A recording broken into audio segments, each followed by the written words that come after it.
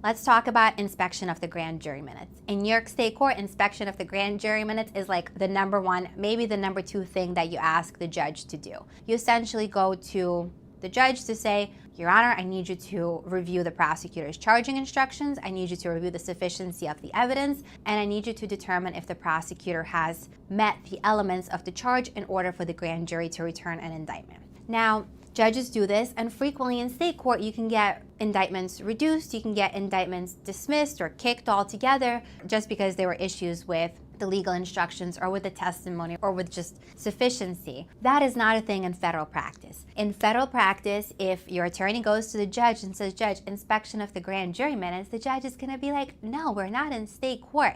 I will say that you can get an inspection of the grand jury minutes in federal court if your attorney from the jump could show what the issue was. But that's nearly impossible to do because the attorneys don't see the grand jury minutes until the 3500 material drops. And then that is like on the eve of trial, way after the motion practice. And we never see the legal instructions or how the prosecutor explained the law to the grand jury. So inspection of the grand jury minutes is the most important thing that your lawyer could ask for in motion practice in New York State Court, but it's not a thing in federal practice at all.